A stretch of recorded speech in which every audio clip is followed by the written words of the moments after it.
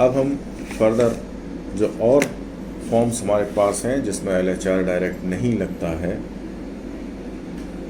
उनको लेते हैं। उसमें से पहला फॉर्म है इन्फिनिटी माइनस इन्फिनिटी। तो ये इसी पे बेस्ड है, limit x tending to 0 cosec x minus 1/x। Sine 0 0 होता है तो cosec 0 इन्फिनिटी, तो पहला टर्म इन्फिनिटी है, और 1/0 इन्फिनिटी, तो ये बन रहा है infinity minus infinity form. Infinity minus infinity form को भी हम रिड्यूस करेंगे, या तो 0/0 में करने की कोशिश करेंगे या इन्फिनिटी अपॉन इन्फिनिटी, तभी LHR एप्लीकेबल होगा। लेकिन इन्फिनिटी माइनस इन्फिनिटी 0/0 फॉर्म में रिड्यूस होता है। एक सिंपल सी बात है, करना ये होगा, इन्फिनिटी को हम 1/0 लिख सकते हैं, नेक्स्ट इन्फिनिटी को 1/0 आप लिख सकते हैं। कॉम्पैक्ट करें, 0 LCM हो जाएगा, न्यूमरेटर 1 - 1, दैट इज ये 0/0 फॉर्म में रिड्यूस हो गया। तो कहने का मतलब है कि हमारे पास जब दो टर्म इन्फिनिटी माइनस इन्फिनिटी बना रहे हैं तो उन दो टर्म को LCM लेके या किसी और तरीके से आप कॉम्पैक्ट करके सिंगल फ्रैक्शन में जब बनाएंगे तो वो 0/0 फॉर्म में रिड्यूस होगा। जैसे यहाँ पर हम cosec x को 1/sin x रखते हैं और उसके बाद दोनों फ्रैक्शंस को कॉम्पैक्ट करते हैं। We have x minus sine x upon x sine x। अब डायरेक्ट हम वैल्यू रखें तो वी हैव लिमिटिंग वेरिएबल है x टेंडिंग टू 0, तो 0 - 0 0, और डिनोमिनेटर 0 × 0 0 बन रहा है। तो LHR एप्लीकेबल है, लेकिन उससे पहले एक और काम हम लोग कर लेते हैं। डिनोमिनेटर में दो फैक्टर्स हैं, तो डिफरेंशिएशन में प्रोडक्ट फार्मूलाज को डिनोमिनेटर को और कॉम्प्लीट बनाएगा।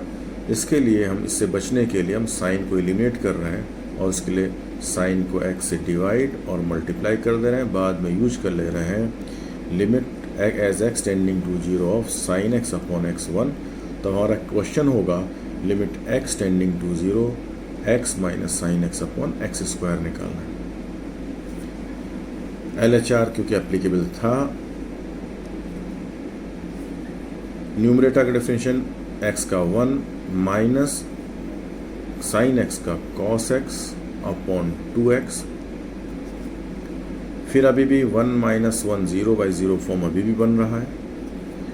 फिर LHR लगाते हैं, limit as x tending to 0, 1 का 0 माइनस cos x का साइन x अपॉन 2x का डिफरेंशिएट 2। अब डायरेक्ट सब्स्टिट्यूट करिए आप, तो you have sine 0 that is 0/2, तो आंसर आ जाएगा 0। तो ये हम लोगों ने केस जो पढ़ा है वो पढ़ा है इनफाइनाइट माइनस इनफाइनाइट केस। अब नेक्स्ट केस हम पढ़ रहे हैं 0 × इन्फिनिटी केस। जैसे ये क्वेश्चन है, limit as x tending to 0 plus, mean 0 पे राइट लिमिट निकाल रहे हैं, x² log x। x की जगह पे अगर 0 रिप्लेस करते हैं तो पहला फैक्टर है 0² 0, और दूसरा फैक्टर है log 0। log 0 होता है माइनस इन्फिनिटी, तो कुल मिला के ये 0 × इन्फिनिटी फॉर्म बन रहा है। 0 × इन्फिनिटी फॉर्म को या तो हम 0/0 फॉर्म में रिड्यूस करते हैं या इन्फिनिटी फॉर्म में रिड्यूस करते हैं। डिपेंड करता है कि किस क्वेश्चन में 0/0 में रिड्यूस करें और किस में इन्फिनिटी। ये डिपेंड करेगा कि डिफरेंशिएशन डिनोमिनेटर का ज़्यादा कॉम्प्लिकेटेड नहीं होना चाहिए। बाकी आप ये समझ रहे होंगे कि 0 × इन्फिनिटी को 0/0 फॉर्म में कैसे रखा जा सकता है। तो उसके लिए आप कहिए कि हमने 0 को 0 लिखे, इन्फिनिटी को 1/0 लिखिए, तो ये फॉर्म हो गया 0/0। वहीं आप अगर इन्फिनिटी फॉर्म में रखना चाहते हैं तो 0 को हम लिख सकते हैं 1/∞, और बाकी इन्फिनिटी है, तो ये होगा इन्फिनिटी फॉर्म।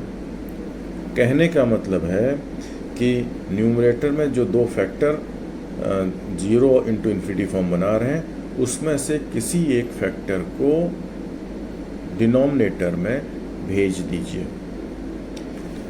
जैसे यहाँ पर limit x tending to 0 plus, हमने log x फैक्टर को ऊपर ही रखा और x स्क्वायर को डिनोमिनेटर में भेज रहे हैं, तो डिनोमिनेटर में जाके वो होगा x to the power -2, that is 1/x square. ऐसा करने पे क्या होगा, log 0 0 हो जाएगा और 1/x स्क्वायर होगा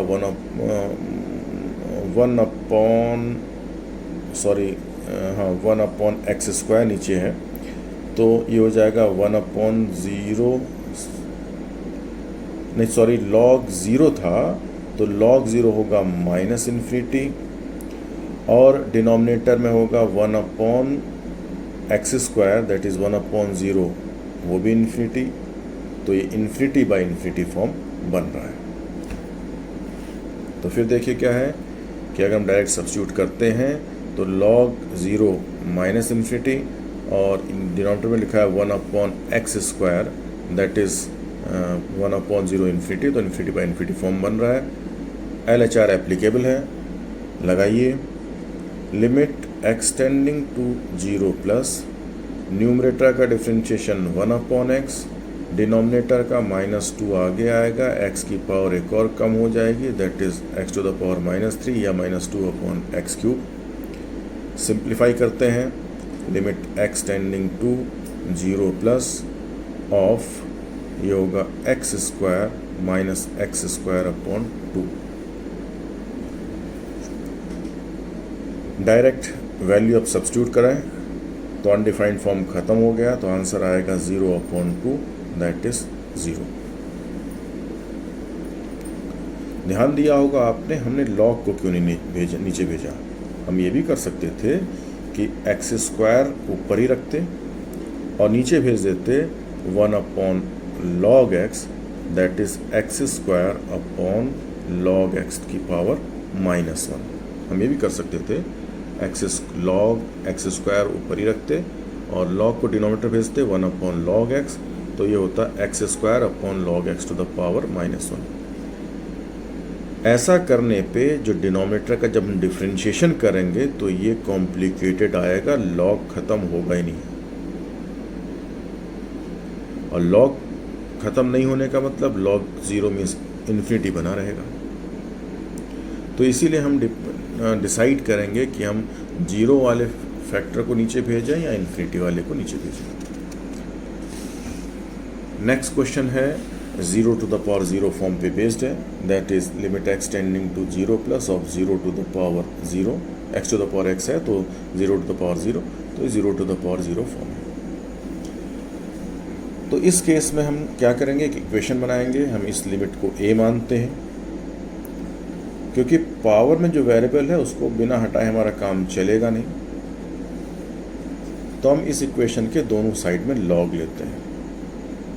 तो वी हैव log a, और हम एक प्रॉपर्टी जानते हैं कि किसी लिमिट की log लें, log of limit of f of x लें या limit of log of f of x करें, तो दोनों सेम है। यानी फंक्शन की पहले लिमिट निकाल के log लें या पहले फंक्शन का log लेके लिमिट निकालें, एक ही बात है। तो इसलिए हमने जब ये log a equal to log of limit निकाला तो log को अंदर डाल दिया, लिमिट बाहर रखा, limit x tending to 0 plus of log x to the power x। तो ये बना limit x tending to 0 plus of x log x। Direct substitute करिए तो ये बनता है 0 into log 0, 0 into infinity form बन रहा है। तो ये केस अभी हम लोगों ने किया ही था। इस x को उठा के डिनोमिनेटर में भेज दिए x to the power -1, limit x tending to 0 plus of log x का differentiation 1/x, x to the power -1 का -1/x square, that is limit as x tending to 0 of -x, that is equal to 0। Next question हमारे पास है limit as x tending to 0 plus of cot x to the power sine x. इसमें भी एक power form बन रहा है इसे कॉट 0 इन्फिनिटी साइन 0 0, तो ये भी बन रहा है 0 इन्फिनिटी टू द पावर 0। इसमें भी हम लॉग मेथड यूज करेंगे ताकि पावर में जो 0 आ रहा है ये आगे आ जाए, या पावर यहाँ पावर में वेरिएबल आगे आ जाए। तो let a equal to limit x tending to 0 plus of cot x whole to the power sin x, taking log both side we have log a equal to limit as x tending to 0 plus of log cot x whole to the power sin x। sin x को log की property से आगे भेज दीजिए। तो हमारे पास दो product की लिमिट निकालनी है। डायरेक्ट सब्स्टिट्यूट करने पे ये बन रहा है sin 0 0, log cot 0 होता है इन्फिनिटी और log इन्फिनिटी इन्फिनिटी होता है, तो फॉर्म बन रहा है 0 इंटू इन्फिनिटी फॉर्म। तो जैसे पहले भी डिस्कस किया गया था, किसी एक को नीचे भेजिए, डिनोमिनेटर भेजिए। Limit x tending to 0 plus sine को नीचे भेज देते हैं, क्योंकि लॉग को नीचे भेजने में डिफरेंशिएशन कंप्लीट होगा। तो log cot x upon sine नीचे भेजेंगे तो होगा cosec x. Now limit as x tending to 0 plus LHR लगाते हैं। और वैसे भी ये फॉर्म अभी बन रहा है log cot 0 log infinity infinity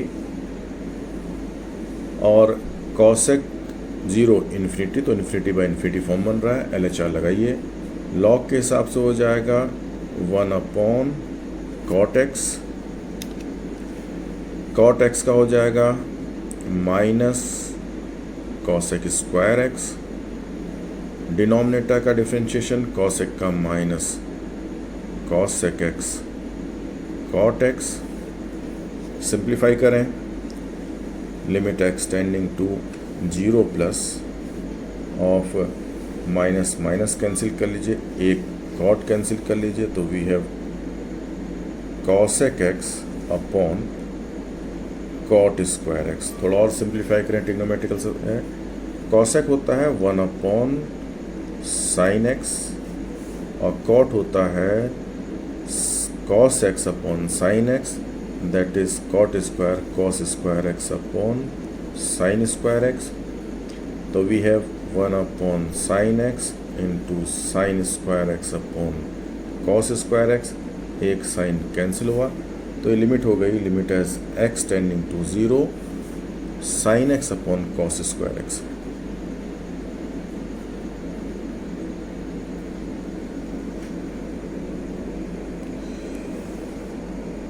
अब sine x upon cos square x है, डायरेक्ट सब्स्टिट्यूट करें हम,